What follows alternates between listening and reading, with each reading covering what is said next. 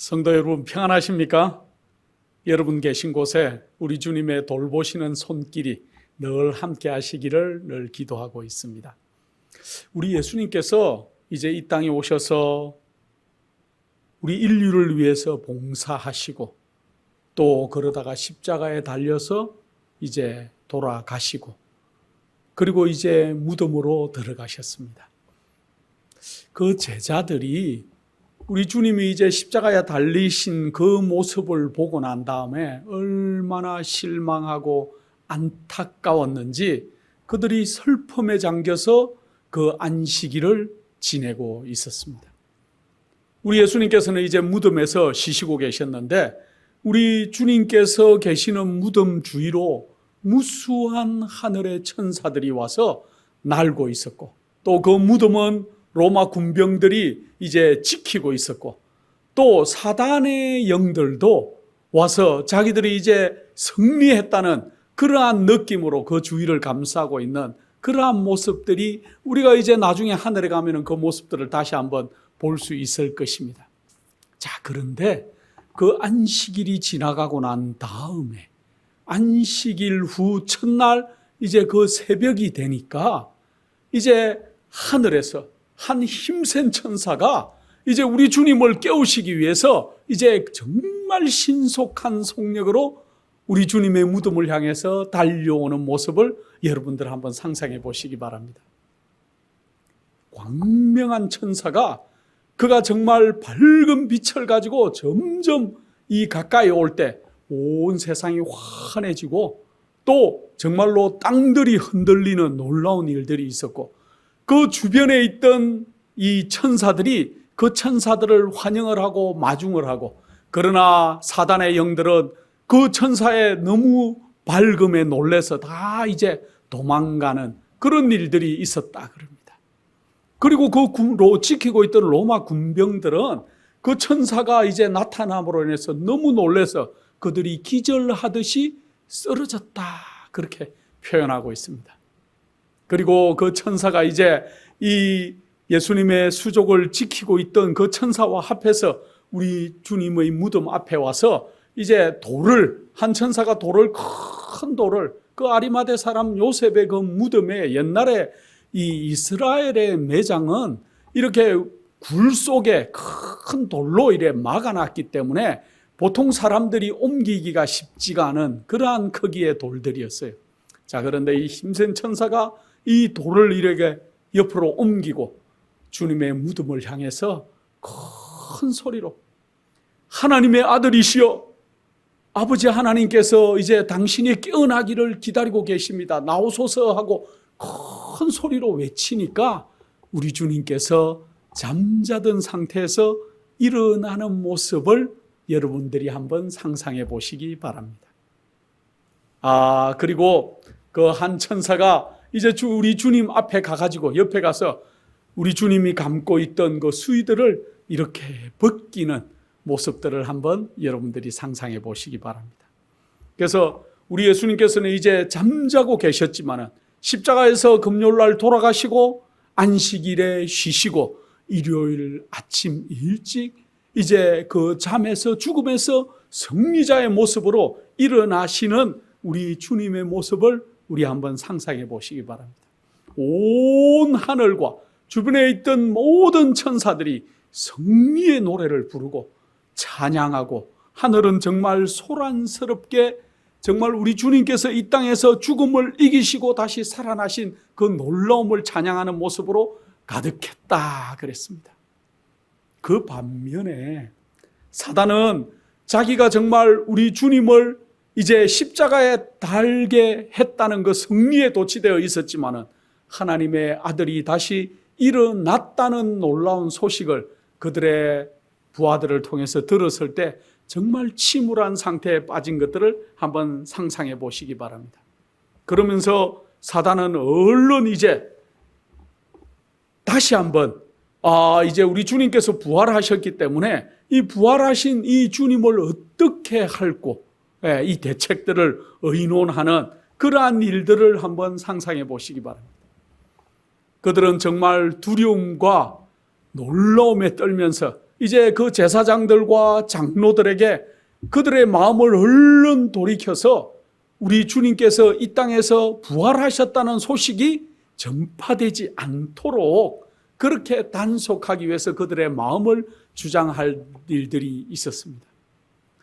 우리 주님께서 이제 그 천사들의 이 부름에 일어나가지고 이제 나오셨기 때문에 그 로마 군병들은 정말 기절한 상태처럼 있다가 그들이 조금 있다가 다시 깨어나서 그들이 보니까 자기들이 지키던 무덤에 돌이 움직였고 또 예수님의 그 몸이 없어졌기 때문에 그들이 정말 놀란 마음으로 그들이 제사장에게 달려가서 그들에게 보고하는 그러한 모습을 우리는 성경에서 볼 수 있습니다. 그런데 이 제사장들과 그 장로들은 그들이 이제 예수님이 이 땅에서 다시 부활하셨다 하는 소식이 사람들에게 전해지면은 정말 죄 없는 하나님의 아들을 그들이 십자가에 달았다는 그러한 모든 비난을 자기들이 받을 것이었기 때문에 그들이 그 군인들에게 뇌물을 주면서 예수님의 제자들이 그 예수님의 시체를 훔쳐갔다고 그렇게 말하게 그렇게 이제 그들을 조종했고 그 지키고 있던 파수꾼들은 돈 때문에 그 돈을 많이 받고 그들의 또 잘못을 좀 그들도 이제 탕감받기 위해서 가서 보고하기를 이제 제자들이 예수님의 시체를 가지고 갔다고 그렇게 거짓말하는 그러한 모습들을 얘기하고 있습니다. 자, 그런데 성경에는 좀 다른 얘기를 또 한 가지 하고 있어요. 예수님께서 이 땅에서 부활하시는 그 순간에 많은 그러한 의인들이 같이 이 땅에서 부활한 모습을 얘기하고 있습니다. 우리 마태복음 27장 52절을 한번 읽어보겠습니다. 마태복음 27장 52절에 보면은 무덤들이 열리며 잦은 성도들의 몸이 많이 일어났다고 얘기하고 있어요. 이게 무슨 말입니까? 우리 예수님께서만 이 땅에서 이제 부활하신 게 아니고 예수님께서 부활하는 그때 그 전에 우리 전에 있던 많은 의인들이 함께 부활했다고 얘기하고 있습니다. 마태복음 27장 53절에는 예수의 부활 후에 저희가 무덤에서 나와서 거룩한 성에 들어가 많은 사람들에게 보였다 그렇게 얘기하고 있습니다. 이 사단과 또 그때 당시의 지도자인 제사장들과 서기관들과 또 많은 장로, 교회 지도자들, 장로들이 그들이 예수님이 부활한 사실을 숨기기 위해서 또 예수님의 시체를 제자들이 훔쳐갔다는 그러한 거짓으로 그 예수님의 부활을 감추려고 했지만은 하나님께서는 예수님만 그때 땅에서 부활하신 게 아니고 잠자던 많은 의인들이 우리가 얼마나 되는 의인들이 일어났는지는 사실은 성경에 기록해 놓지 않았기 때문에 잘 모르겠습니다. 우리가 이제 하늘에 꼭 가봐야 될 이유들이 많이 있는데 하늘에 가면은 예수님과 함께 그 당시에 부활했던 사람들이 예수님이 하늘로 올라가실 때 같이 올라갔다는 사실들을 우리는 알 수 있습니다. 그래서 우리가 하늘에 가면은 예수님 당시에 그때 함께 부활했던 사람들이 하늘에 지금 올라가 가지고 아마도 제가 추측컨대는 하늘에 하나님의 보좌의 모습을 보면은 계시록에 보면은 우리 하나님의 보좌가 있고 네 생물이 있고 그 주변에 24장로들이 서 있다는 그러한 표현들을 여러분들이 계시록에서 많이 읽으셨을 것입니다. 그리고 그 주위에는 이제 우리가 14만 4천이 설 것이고 또 허다한 천사들의 무리들이 설 것이고 그 모습들을 우리가 하늘의 보좌의 모습을 보는데 아마도 예수님과 함께 이 땅에서 부활했던 그분들이 24장로들이 아닐까 추측을 해보는 겁니다. 그러나 우리가 하늘에 가보면 이 모든 사실들을 정확하게 그렇게 알 것입니다. 창세로부터 아담 이후로부터 이 땅에 살던 각 시대를 대표하던 의인들이 그 당시에 무덤을 열고 일어났다는 거예요. 자, 그런데 중요한 사실은 이 유대 지도자들은 부활을 감추려고 예수님의 제자들이 이 주님의 시체를 훔쳐갔다고 소문을 내기 시작했지만은 하나님께서는 또 다른 방법으로 각 시대에 거룩했던, 그때 당시에 자기들이 누구나 보면 알 수 있었던 아마 사람들이겠죠. 누가 부활했을까요, 여러분들? 아브라함이 일어났을까요? 아니 요셉이 좀 일어났을까요? 엘리사나 다른 그때 사람들, 그러한 사람들이, 엘리야는 하늘로 승천했기 때문에 아마 그 제자였던 엘리사가 일어났을까요? 또 누가 일어났을까요? 전쟁을 아주 잘하던 요수아가 일어났을까요? 어쨌든 각 시대마다 유명했던 그들이 알 수 있는 그 의인들이 부활해서 각 성에, 예루살렘 성과 그런 곳에 들어가서 자기들이 일어났다는 모습들을 사람들에게 증거했기 때문에 그 당시에 사람들이 우리 주님이 부활했다는 소식을 감추려고 하는 사단과 그 당시의 지도자들의 괴략이 쓸 수가 없는 일이 되었다는 거죠. 자, 그런데 영감의 글에 보면은 이 부활한 사람들의 그 모습이 키도 달랐고 그들의 모습도 달랐다는 얘기가 나오는 것을 우리가 읽을 수가 있습니다. 그래서 어떤 사람들의 모습은 정말 고상해 보이고 달랐는데, 특별히 아브라함 이전에 살았던 사람들의 모습은 천사의 모습 같았다 그랬어요. 제가 이 영감의 글에서 이 글을 읽을 때 얼마나 좋았는지 모릅니다. 지금 우리의 모습이 아니고 아브라함 이전에 나왔던 사람들의 그 모습은 정말 천사의 모습처럼 고상했다.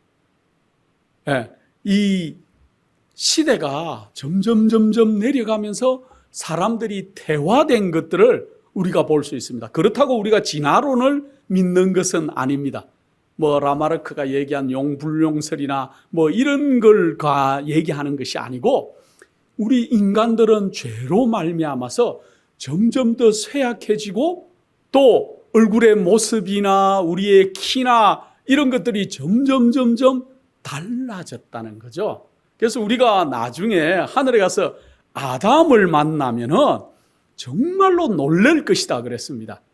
아담은 정말 키가 너무너무 크고 정말 하나님께서 본래 만드셨던 그 아름다운 인간의 모습을 가지고 있을 것이기 때문에 오늘날 이 땅에서 우리 신앙하는 많은 우리 여성분들도 희망을 좀 가지시기 바랍니다. 성형을 많이 안 해도 이제 우리가 하늘에 가면은 그것이 아마 최고의 이제 우리의 성형이 되겠지요.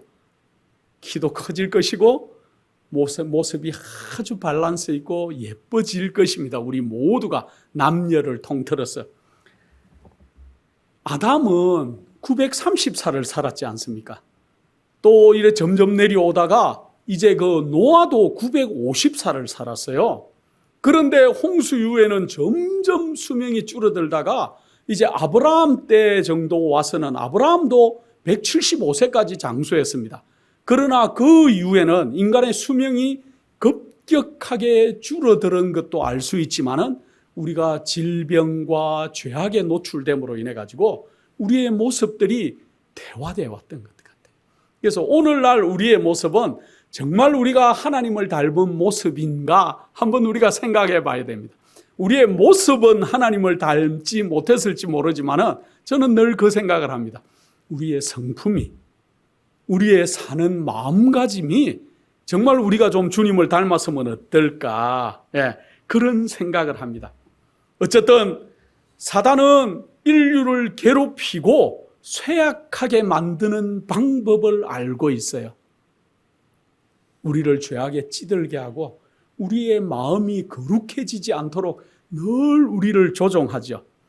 자, 그래서 사단과 그 제사장들은 예수님께서 무덤에서 나오셨다는 사실을 인정하기 싫어서 예수님의 제자들이 시체를 훔쳐갔다고 소문을 내기 시작했지만은, 그러나 많은 예수님과 함께 땅에서 부활했던 많은 사람들이 각 성에 들어가서 증거하고 또 예수님께서 이제 제자들 앞에 나중에 나타나시고 하는 모습을 통해서 그들이 하는 모든 거짓 소문들이 거짓이었다는 것들이 너무너무 밝혀지죠.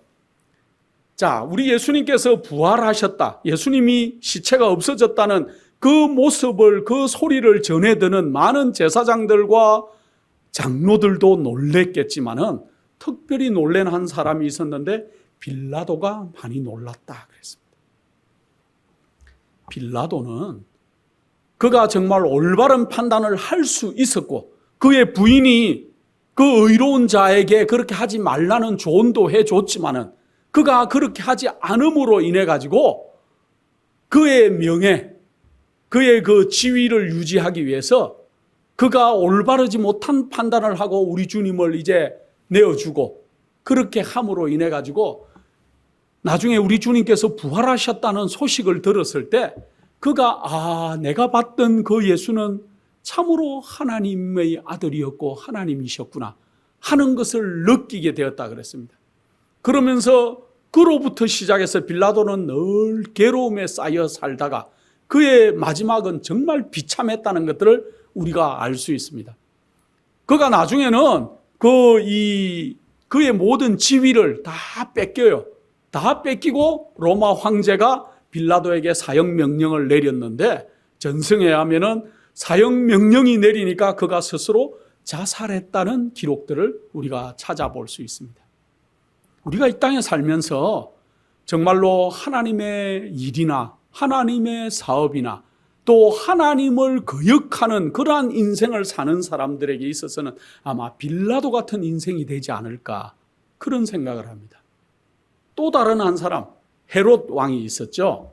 그 헤롯 왕은 예수님 십자가 사건이 있고 난 다음에 부활 사건이 있고 난 다음에 나중에 그 제자들을 많이 박해했는데 특별히 그 헤롯은 성경에 너무 많이 나와요. 여러 사람이 나오죠.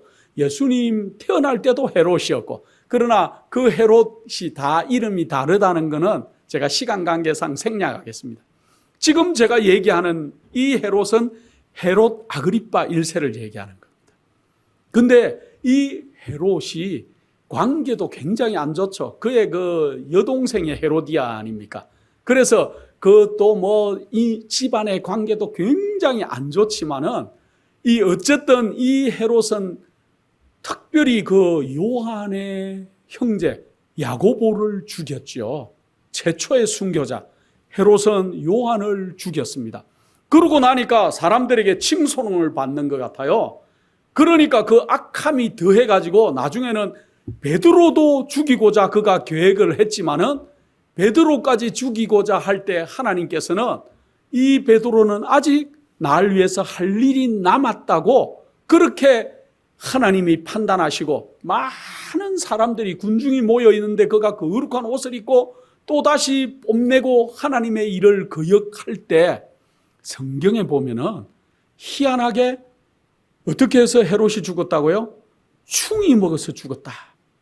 제가 영어 성경을 찾아보니까 웜이라고 되어 있더라고요. 그러니까 벌레 먹혀서 죽었다는 얘기인데 우리도 이게 하늘에 한번 가봐야 될 것 같습니다.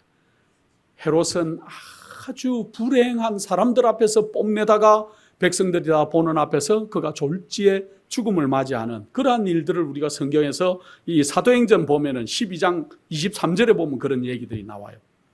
자, 하나님의 사업을 방해하고 하나님의 아들을 박해하던 그러한 이 총독과 또 왕과 이런 분들이 비참한 최후를 맞았다는 역사적인 사건들을 우리가 보면서 이 땅에서 우리가 그리스도인으로서 거룩하게 사는 것도 너무 중요하지만은 하나님의 사업을 방해하거나 하나님의 사람들을 이렇게 이 잘못 대업하는 그러한 것들도 우리가 마음속으로 자제하고 지내야 되는 것들이 있을 것 같습니다. 자, 이제 좀 장면을 바꿔가지고 우리 주님께서는 이렇게 부활하셨는데 부활하는 그곳에 누가 제일 먼저 갔다 그럽니까? 성경에 보면은 여인들이. 신앙은 가만 보면은 우리 여인들이 더 훌륭한 것 같아요. 이스라엘의 역사를 보면 여인들을 이렇게 별로 취급을 안 해줬어요. 숫자를 셀 때도 여인들의 숫자는 세지도 않았습니다. 그러나 늘 우리 예수님 주변에 예수님을 공경하고 예수님을 따르던 분들은 누구였다고요? 여인들이 많이 예수님을 따르고 봉사했습니다. 특별히 그 무덤에 그날 아침에 이름 없는 예수님을 따르던 분들도 갔지만은 여러분이 알만한 사람들은 예수님의 어머니 마리아가 갔고 또 유리게도 갔고 또 여러분이 참 잘 아는 막달라 마리아도 다른 여인들과 함께 예수님의 무덤에 아침 일찍 찾아갔습니다. 찾아갔는데 어떻게 됐어요? 찾아갔더니만 예수님이 계세요? 벌써 이제 천사가 왔고 무덤에 돌을 굴렀고 예수님의 모습이 무덤 속에 보이지 않았습니다. 그때 그 무덤을 지키고 있던 두 천사가, 한 천사가 돌 위에 앉아 있다가 그렇게 얘기를 해줘요. 이 예수님은 어떻게 했다? 지금 잠에서 일어나셨다, 부활하셨다는 얘기를 해주고 너희는 얼른 가서 제자들에게 그 얘기를 해줘라. 예수님께서 곧 어디로 가겠다? 갈릴리로 갈 것이니까 제자들에게 거기로 가서 만나자고 그렇게 얘기하라고 부탁을 합니다. 흰옷 입은 두 천사가. 자, 그래서 그 여인들이 가서 그 얘기를 전해주니까 제자들이 누가 제일 먼저 달려가요? 성경에 보면 재밌는 장면이 나옵니다. 베드로가.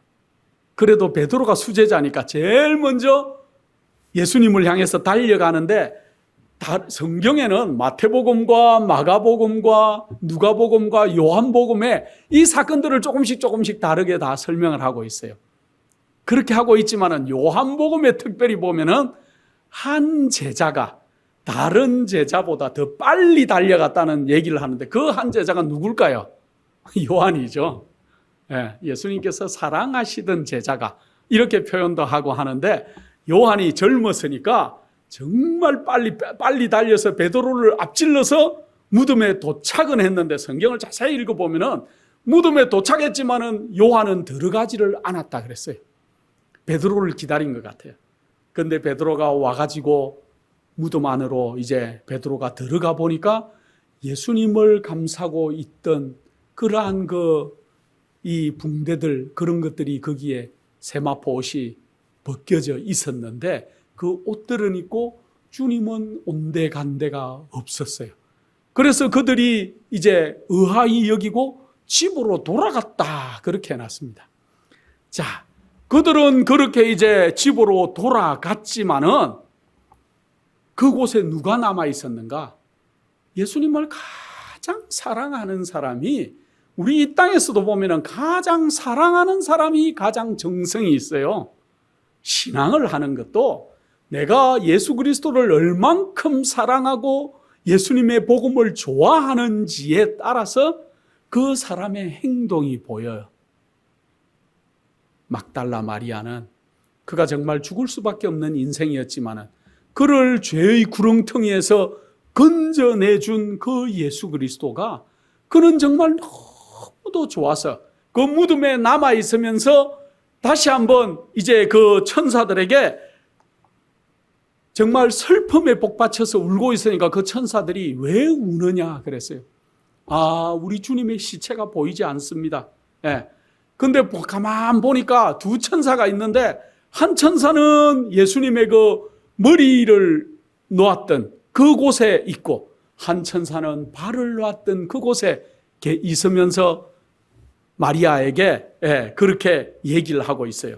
자, 그런데 내 주의 시체를 어디 뒀는지 모르겠습니다 하고 마리아가 울고 있을 때 한 사람이 예수님이었는데 모르고 한 사람이 마리아 옆에 곁에 서서 왜 그렇게 울고 있느냐 그렇게 하니까 마리아는 이렇게 얼핏 보고는 그 사람이 동산지기 그 무덤을 지키고 하는 동산직인 줄 알고 우리 주님의 시체가 어디 있는지 제가 알지를 못합니다 하고 울고 있었어요. 그렇게 하는데 정말 익숙한 음성, 마리아야. 누구 없음 같습니까? 마리아가 평소에 들었던 정말 인자하고 그가 사랑하던 그 구주 우리 예수님의 음성이 마리아야 하고 불렀어요. 마리아가 이제 정신을 차려서 보니까 우리 주님이세요. 그러니까 마리아가 너무 기뻐서 우리 예수님을 안으려고 그렇게 했는데, 그때 우리 예수님께서 어떻게 하셨다고요? 앉지 마라. 내가 아직 아버지 하나님께 올라가지 않았다. 그래서 앉지 말라고, 만지지 말라고 그렇게 제지를 하죠. 그래서 이제 너는 얼른 가서 이 소식을 제자들에게 전해줘라. 그렇게 부탁을 하고, 그 시로 우리 예수님께서는 어디로 가셨을까요? 정말 순식간에 하나님 아버지 앞으로 올라가셔서 하나님 아버지께 죽음의 사망을 이기고, 이제 내가 다시 죄를 이기고 이 모든 죄악의 그 사슬들을 끊어버리고 이겼다는 것들을 보고하고 하나님께 인정을 받고 그가 다시 내려오는 모습을 볼 수 있습니다. 그날, 같은 날 예수님께서 어디에 나타나셨어요? 제자들이 모여있는 그 자리에 예수님께서 나타나셨어요. 자, 나타나셨는데 그 자리에 도마는 없었다 그랬습니다. 다른 제자들에게 나타나셔서 예수님이 나타나니까 너무 놀래가지고 이 사람들이 주님인지 아닌지 헷갈려 할 때 나를 만져봐라. 그러니까 이게 무슨 말입니까? 마리아가 얘기할 때는 만지지 말아라 그랬는데 나를 이제 만져봐라 하실 때는 벌써 아버지 하나님께 다녀왔다는 얘기죠. 그렇게 하고는 이제 예수님이 그들 앞에 나타나셨기 때문에 그들이 너무 놀램과 기쁨에 쌓여 있었지만은 도마라는 제자는 그 자리에 없었기 때문에 그가 계속 얘기합니다. 나는 못 믿겠다. 나는 예수님을 꼭 실제로 만져보고 실제로 손도 만져보고 옆구리도 만져봐야 내가 우리 주님인지 알겠다고 그가 공공연하게 얘기하는 모습을 성경은 기록하고 있습니다. 그로부터 얼마 있다가요, 성경에 보면 8해 후에 그랬습니다. 영어 성경에 보면은 한 주 후에로 되어 있어요. 한 주 후에로 되어 있는데 우리 한글 성경에는 보면 8해 후에, 8해는 이 찾아보니까 8일이죠. 8일. 그러니까 한 주일 지나고, 그래서 이 성경이 영어가 말하는 거나 또 우리가 한글 성경에 8해라고 하는 거나 대동소이하다고 우리가 생각하시면 될 것 같습니다. 자, 8해 후에 나타나셔서 우리 예수님께서 어떻게 두 번째 제자들에게 나타나셔가지고 어떻게 했습니까? 그때 도마야, 너가 한번 날 만져봐라. 그러니까 도마가 손도 만져보고 옆구리도 만져보고는 어떻게 고백합니까? 나의 주시며 나의 하나님이십니다 하고 그때사 고백을 해요. 그럴 때 우리 예수님이 뭐라고 합니까? 너는 나를 본고로 믿느냐? 보지 못하고 믿는 자들이 더 복이 있다고 정말 뼈아픈 말씀을 해주세요. 여러분은 예수님을 보셨습니까? 그런데 예수님을 믿으시죠? 여러분은 아마도 어쩌면은 도마보다도 믿음이 좋은지도 모르겠습니다. 우리 주님께서 칭찬하실 믿음을 우리가 소유했을지도 모르겠습니다. 그러나 우리가 올바르게 믿어야 되겠지요. 자, 이 예수님께서 부활하셨다는 그 놀라운 소식은 정말 제자들뿐만 아니고 이제 예루살렘 성에 있던 많은 사람들에게도 그 소식들이 전해지기 시작했는데, 예수님께서는 그로부터 이제 약 40일 동안 제자들과 함께 있으면서 그들에게 다시 한번 집중적으로 가르치시기 시작했습니다. 어떤 말씀들을 가르치셨는가? 그들이 이제껏 우리 주님께 보고 들은 것들, 또 실제로 그들이 우리 주님께서 고난받으시던 모습, 또 십자가에 달렸던 모습, 그리고 십자가에 달렸지만은 우리 주님께서 3일 만에 부활하셨다는 이 놀라운 소식을 그들이 만나는 사람마다 이제 전파하라는 것이었죠. 그래서 기독교라는 그러한 것은 어쩌면은 부활의 종교인지도 모르겠습니다. 여러분이 만약에 부활이 없다고 생각하면은 여러분들의 신앙이 힘이 엄청 많이 빠질 것 같아요. 그리고 앞으로 이제 우리 주님께서 부활하신 그 놀라운 소식은 모든 곳에 힘 있는 전도의 그러한 메시지들이 되었던 것들을 알 수 있습니다. 그리고 만약에 이제 앞으로 그들이 핍박을 받고 고난을 당할 것이지만은 우리 주님께서는 그들을 어떻게 하시겠다고요? 돌보시고 인도해 주시겠다는 놀라운 말씀들을 해주시고, 또 사단이 많은 시험들을 그들 앞에 둘 것이지만은 하나님께서 놀라운 그의 수종받는 천사들을 통해서 그들을 돌보실 것이라는 놀라운 말씀들을 이 제자들에게 해주시는데, 마치 누구처럼? 예수님처럼 이제 너희도 승리할 수 있다는 것들을 힘있게 그들에게 전해 주셨다는 것이죠. 그리고 또 한 가지, 예수님께서는 그 제자들에게 이적을 행할 수 있는 그러한 모든 능력들을 그들에게 부여해 주셨어요. 자, 그렇게 하면서 마지막으로 당신의 제자들이 그 사명을 다하기 전까지는 그들의 목숨을 잃지 않을 것이라는 얘기도 해 주십니다. 여러분들, 저는 제가 기억하는 어떤 한 목사님이 계신데, 그 목사님이 얼마나 훌륭한 얘기를 하셨는지 모르겠습니다. 어떤 얘기를 하셨는가? 그 목사님은 비행기를 타고 이렇게 쫙, 우리가 가끔 한국을 갔다가 미국으로 돌아올 때나 이렇게 한국으로 갈 때나 비행기를 14시간 이상씩 타고 가면은 정말 힘들죠. 그런데 가끔씩 투블런스, 기류가 안 좋아가지고 비행기가 흔들리거나 그럴 때는 굉장히 두려움이 있는 것도 사실입니다. 자, 그런데 이 비행기들이 무사히, 옛날에는 그랬습니다. 비행기들이 무사히 공항에 이게 쫙 착륙을 하면은 많은 사람들이 기장을 위해서 박수를 쳤어요. 또 자기가 안전하게 이렇게 착륙했다는 것 때문에 박수 치는 모습들을 꽤 있었습니다. 그랬는데 어떤 목사님이 그 말씀을 하시더라고요. 이 사람들이 이 비행기가 안전하게 지금 이렇게 도착한 것은 하나님의 종인 내가 여기 타고 있기 때문에 무사히 이렇게 비행기가 안착했는데 그것도 모르고 박수를 친다고, 그런 말씀을 한번 하실 때, 그게 어떻게 보면은 참 우스운 얘기 같았지만은 저는 그 목사님의 놀라운 신앙의 모습을 제가 거기서 봤습니다. 하나님께서도 우리에게 주신 각자의 사명들이 있어요.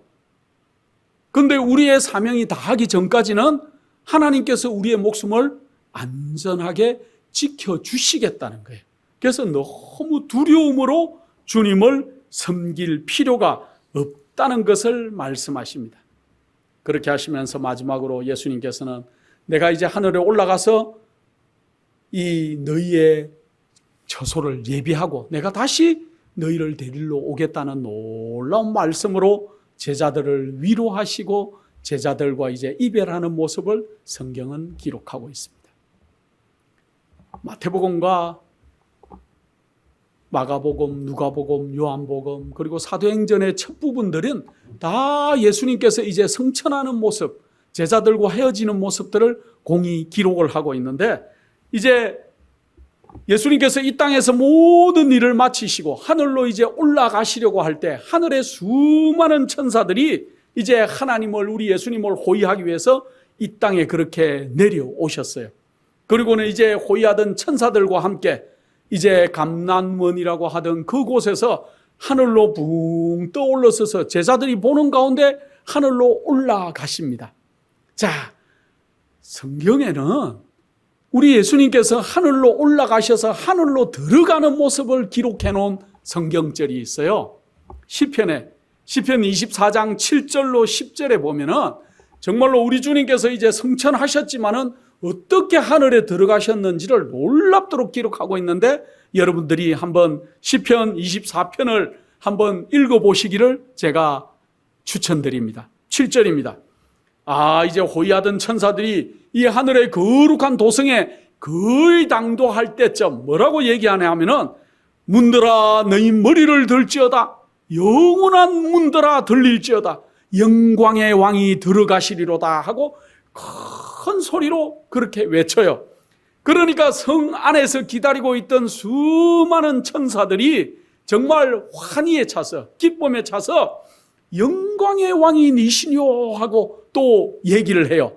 자, 그렇게 하니까 다시 호위하던 천사들이 정말 정말 큰 승리의 함성으로 강하고 능한 여호와시요 전쟁에 능한 여호와시로다 그렇게 대답합니다. 그러면서 다시 또 한번 문들아 너희 머리를 들지어다 영원한 문들아 들릴지어다 영광의 왕이 들어가시리로다 또 그 얘기를 합니다.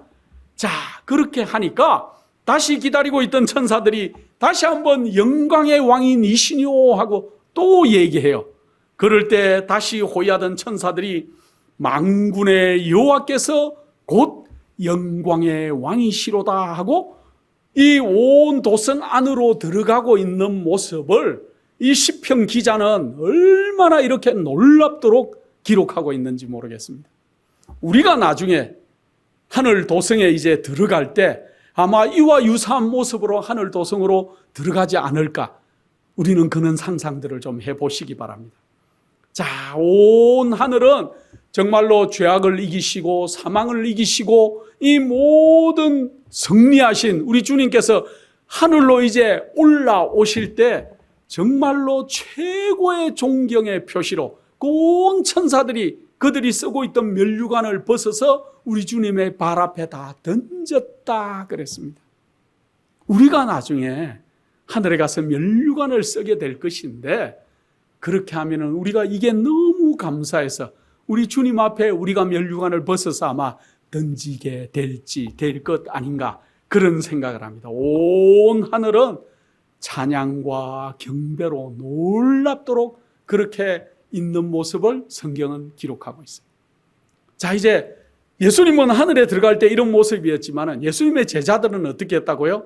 그들이 하늘을 쳐다보고 우리 주님이 올라가시는 모습을 정말로 끝없이 보고 있을 때 흰옷 입은 두 천사가 갈릴리 사람들아 어찌하여 하늘을 쳐다보느냐 그랬어요. 지금 하늘로 올리우신 이 예수는 너희가 하늘로 올라가심을 본 그대로 다시 어떻게 하겠다? 오시겠다 하고 희망적인 얘기를 전해주죠. 그날 그 자리에 수많은 사람들, 예수님의 어머니와 또 많은 여인들과 예수님의 제자들과 또 따르던 많은 수많은 사람들이 예수님의 성천하시는 모습을 보고 난 다음에 그들이 이제 희망을 가지고 그들이 돌아와서 밤새 우리 주님과 그들이 지냈던 3년여의 시간들을 얘기하고 기쁨에 또 소망을 가지고 그렇게 지냈다. 그런데 하늘로 올라가시던 우리 예수님께서는 올라가시기 전에 내가 이제 하늘로 가지만은 너희에게 누구를 보내겠다? 보혜사 성령을 보내겠다는 놀라운 얘기를 해 주십니다. 사단은 우리 예수님을 이긴 것 같았지만은 우리 예수님이 승리하시고 일어나시는 모든 모습을 통해서 이제 예수님께는 승리하지 못했지만은 이제 남아있는 저 무리들, 예수님의 제자들은 이제 우리가 더 박해를 10배나 더 해서 우리가 이 땅에서 이기자는 그러한 결심들을 하는 그러한 모습들을 볼 수 있습니다. 그래서 지금 사탄은 우는 사자같이 우리 삼킬 자를 두루 찾고 있는 모습을 성경은 기록하고 있어요. 제자들은 십자가에 못 박혔지만은 무덤에서 부활하신 우리 예수 그리스도를 힘있게 이제 전하기 시작했습니다. 자, 그들에게 하나님께서 능력을 주시고 이적도 일어나게 해주시고 능력들을 부어주시니까 그들이 정말 설교로 그들의 행동으로 정말 놀라운 일들을 했는데 그 일례로 성전에 가던 베드로와 요한 앞에 날 때부터 안전뱅이로 있던 일어나지 못하던 그 성전 미문 앞에 있던 그 구걸을 하면서 살 수밖에 없던 그 앉아있던 사람을 금과 은은 내게 없지만은 나사렛 예수의 이름으로 명하노니 네가 일어나서 걸으라 하고 그들이 얘기하니까 그 평생을 일어나지 못했던 모든 성전을 출입하는 사람은 다 알고 있던 그 안전뱅이가 일어나서 걷기도 하고 뛰기도 하면서 요한과 베드로 앞에서 성전 앞에 뛰어 들어가는 모습을 보고 얼마나 많은 사람들이 놀랐는지 모릅니다. 자, 그렇게 하면서 이 소문이 삽시간에 퍼지기 시작하니까 수많은 사람들이 달려와서 보고 정말 예수님께서는 돌아가셨지만은 어떻게 이런 예수님과 같은 그러한 일들이 다시 이곳에 일어나는지 이 기적들과 이적들 앞에서 사람들이 놀래고 다시 한번 제자들에게 모이기 시작하고 정말 이상히 여겼다 그랬습니다. 자, 그런데 그때 베드로가 정말 놀라운 얘기를 하죠. 이스라엘 사람들아, 이 일을 왜 기이 여기느냐? 우리 개인이 권능과 경건으로 이 사람을 걷게 한 것처럼 왜 우리를 주목하느냐? 아브라함과 이삭과 야곱의 하나님, 곧 우리 조상의 하나님이 그 종 예수를 영화롭게 하셨느니라. 너희가 저를 넘겨주고 빌라도가 놓아주기로 결의한 것을 너희가 그 앞에서 부인하였으니 너희가 거룩하고 의로운 자를 부인하고 도리어 살인한 사람을 놓아주기를 구하여 생명의 주를 죽였도다. 그러나 하나님이 죽은 자 가운데서 살리셨으니 우리가 이 일의 증인이로다. 그 이름을 믿음으로 그 이름이 너희 보고 아는 이 사람을 승하게 하였느니라 하고 놀랍도록 얘기합니다.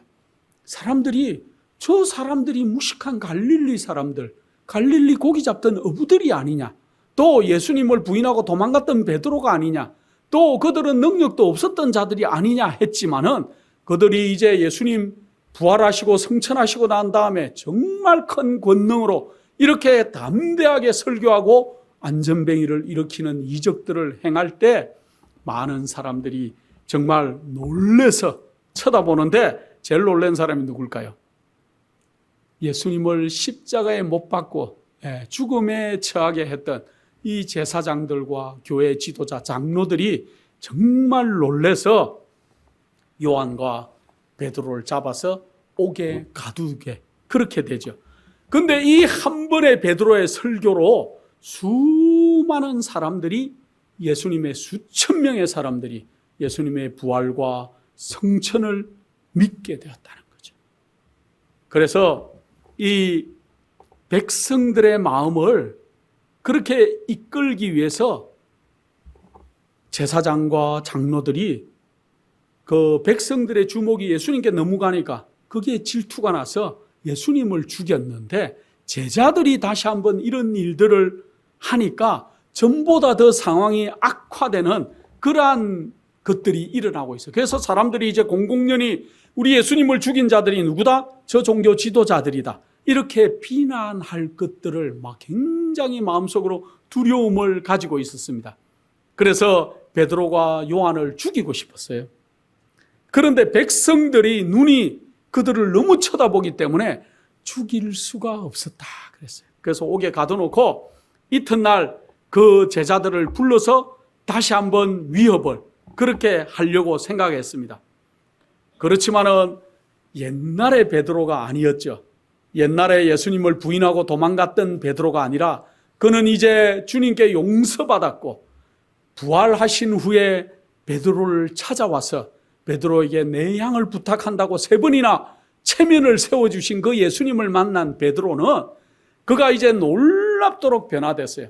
그리고 그들의 마음속에 나는 이제 죽어도 나도 어떻게 되겠다? 우리 예수님과 같이 부활할 수 있다. 죽어도 살 것이고 살아서는 어떻게 하겠다고 내가 하늘로 올라갈 수 있다는 놀라운 소망이 있는 사람들은 어떻게 할 수가 없어요. 이 땅의 모든 규제나 법이나 그 다음에 또 총칼이 정말로 신앙으로 똘똘 뭉쳐진 소망으로 뭉친 그러한 백성들은 어찌할 수 없다는 것이죠. 그래서 베드로는 그 사람들 앞에서 너희가 십자가에 못 박고 하나님이 죽은 자 가운데서 살리신 나사렛 예수 그리스도의 이름으로 이 사람이 건강하게 된 것이다. 내가 한 것이 아니다 하고 놀랍도록 간증을 하죠. 이 베드로와 요한의 그 놀랍고 담대한 것들은 예수님을 닮아 있었다. 사람들이 보니까 꼭 예수님이 하시던 모습같이 그들이 그렇게 담대했다 그래요. 오늘날 말씀을 전하는 많은 우리 동역자들, 또 말씀을 전하는 우리 성도님들, 또 남들에게 예수 그리스도를 소개하는 분들은 우리도 담대함을 좀 가져야 돼요. 우리 속에서 누구를 봐야 될까요? 예수 그리스도를 좀 남들이 발견할 수 있도록 두려움 없이 담대함으로 남들에게 우리가 예수를 좀 소개하는 자들이 되면 좋겠습니다. 그가 전에는 베드로가 정말로 예수님을 부인하고 슬픔과 괴로움에 쌓여 있는 사람이었다면 지금 이제 예수님의 부활 후에 다시 만난 베드로는 정말로 용기가 충천한 그런 사람으로 변화되어 있어서 감히 제사장들과 서기관들과 장로들도 이 베드로를 어찌할 수가 없었다 그랬습니다. 자, 그래서 어찌할 수가 없어서 그들이 어떻게 합니까? 더 이상 예수 그리스도를 전하지 말라고 그렇게 위협하는 것 외에는 그들이 어찌할 수 있는 방법이 없었다 그랬습니다. 그러나 베드로는 예수를 전하지 말라 그러는데 베드로가 어떻게 대답합니까? 우리는 보고 들은 바를 전하지 않을 수 없다 하고 놀랍도록 그렇게 또 얘기를 합니다. 그래서 이 부활하신 예수 그리스도를 전하고 다니니까 제자들이 하루에 수백 명씩 또 그 무리들이 수천 명들이 예수 그리스도를 믿는 사람들이 증가해서 정말로 어떻게 할 수가 없었습니다. 그래서 이들은 그 소란을 가라앉히기 위해서 베드로와 요한을 옥에 가둬버렸어요. 옥에 가둬놓고 그 다음날 신문을 하려고 공회를 열어서 신문하려고 했는데 옥에 가둬서 철저하게 막고 있었지만은 그 다음날 이제 사환을 불러서 이제 옥에 있는 베드로를 데리고 오라고 보냈는데 옥에 가보니까 뭐라고 보고합니까? 옥문도 그대로 잠겨 있고 지키는 사람도 그대로 있는데 베드로와 요한이 없어졌다고 보고합니다. 어떻게 된 일일까요? 밤중에 천사가 와가지고 베드로와 요한아 얼른 나오너라. 그래서 요한하고 베드로를 다 옥에서 천사들이 끌어냈습니다. 그러고는 너희는 어디 가서 지금 가르쳐라? 그 회당에 가서 너희들이 가르쳐라. 성전에 가서 가르치고 있어라. 그렇게 얘기하니까 사람들이 보니까 옥에는 없고 그들이 어디 와 있다고요? 지금 성전에서 베드로와 요한이 이렇게 가르치고 있다는 그러한 얘기를 전해 들었습니다. 이때 이 제사장들과 서기관들과 장로들이 이 요한과 베드로를 다시 잡아와 가지고 그들을 이제 할 수 없이 죽이고자 그렇게 계획을 했습니다. 그래서 이제 이들은 안 되겠다. 없애버려야 되겠다. 그렇게 하고 있었어요. 자, 그런데 성경에 보면 참 재밌는 얘기들이 많이 나오는데 우리 하나님께서는 늘 반전에 능하신 하나님. 여러분들 혹시 그 유명한 바리새인 중에 가말리엘이라는 사람의 얘기를 성경에서 읽습니까? 누가 가말리아의 수하에서 내가 공부했다고 자랑하고 다닙니까? 바울이 나는 가말리아의 문화에서 공부했다. 그런 얘기를 하죠.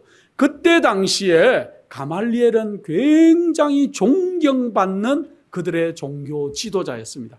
자, 그들이 이제 죽이려고 할 때 이 하나님께서는 가말리엘의 마음을 움직여서 이렇게 얘기하게 해요. 이 사람들을 이거는 사도행전 5장 38절에 나옵니다. 이 사람들을 상관하지 말고 버려두라. 이 사상과 이 사고행이 사람에게로서 나서면 무너질 것이요 만일 하나님께로서 나서면 너희가 저희를 무너뜨릴 수 없겠고 도리어 하나님을 대적하는 자가 될까 하노라 하고 얘기하고 있습니다. 그런데 이 가말리엘은 너무 지혜가 충만해서 뭐라고 설득을 하냐 하면은 사도행전 5장 36절을 읽어보면은 이전에 드다가 일어나 스스로 자랑하며 사람들이 약 400명이나 따르더니 그가 죽음을 당함에 쫓던 사람들이 다 흩어져 없어졌다. 드다라는 사람이 전에 사람들을 많이 모으고 했지만 그가 죽으니까 다 흩어졌다고 얘기합니다. 또 하나 얘기하는 거는 그 후에 호적할 때 갈릴리 사람 유다가 일어나서 백성들을 꿰어 쫓게 하다가 그도 망한 적 쫓던 사람이 다 흩어졌다. 예를 들어요. 예를 먼저 들어주면서 이 베드로와 요한이 전하는 이것도 만약에 이것이 그들이 하는 것들이 사람의 모습으로 하는 것들이면 어떻게 하겠다? 스스로 이들도 드다나 유다처럼 없어질 것이다. 그러나 만약에 이것이 하나님께로 났다면은 우리가 이것을 무너뜨릴 수가 없을 것이다. 그러나 우리가 도로 이 막는 우리가 하나님께 대적하는 자가 될 것이다 하고 정말로 놀라운 얘기를 합니다. 우리가 이런 판단력이 좀 있어야 될 것 같아요. 아마 제가 생각하기는 나중에 허다한 제사장들이 이제 이 제자들에게 들은 복음들을 받아들이고 예수님의 믿는 도에 참석했다는 것이 성경에 나옵니다. 제가 바라기는 이 가말리엘도 우리가 하늘에 가면 좀 만날 수 있으면 얼마나 좋을까 그런 생각을 해봅니다. 하나님께서는 이 제자들을 죽음의 위기 가운데서 이렇게 가말리엘을 통해서 또 생명을 보존하게 하시는 놀라운 일을 하십니다. 그래서 저희가 날마다 성전에 있든지 집에 있든지 예수는 그리스도라 가르치기와 전도하기를 쉬지 아니했다고 하는 놀라운 얘기를 성경은 기록하고 있습니다. 우리가 성전에 있든지 집에 있든지 우리가 직장에 있든지 어디에 있든지 예수 그리스도를 우리의 생활하는 모습, 우리의 말씨, 우리의 모든 것들로 전하는 자들이 좀 되어야 될 것입니다.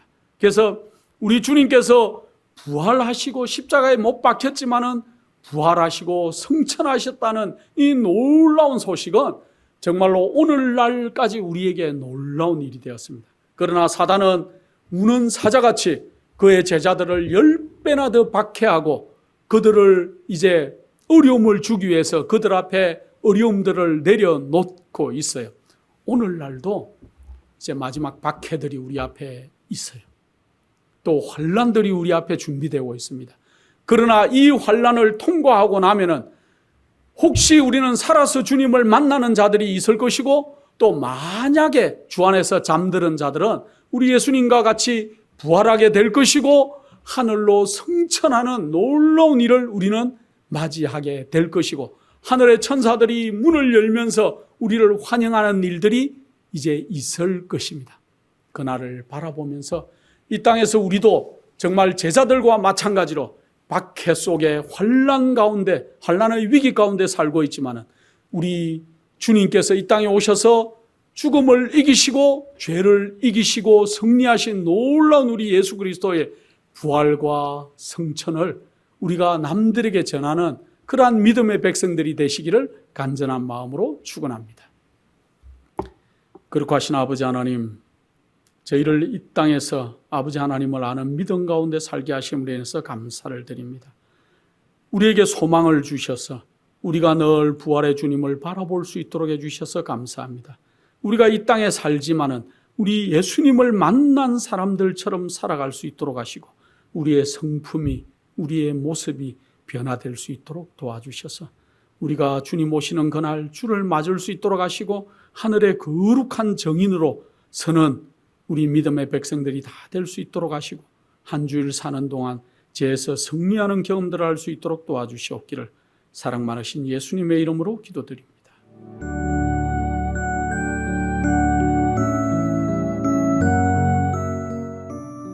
예수님의 재림이 가까워오고 있습니다. 지금은 영원한 하늘을 위해 준비해야 될 때입니다. 머지않아 우리의 재물은 아무 쓸모없는 것이 되고 말 것입니다. 하나님께 은혜를 받으셨다면 받으신 축복을 생애빛 복음 사업을 위해서 나누지 않으시렵니까? 헌신하시는 성도님들의 손길에 하나님께서 후히 갚아주실 것입니다. 후원해 주시는 모든 성도님들께 감사드립니다.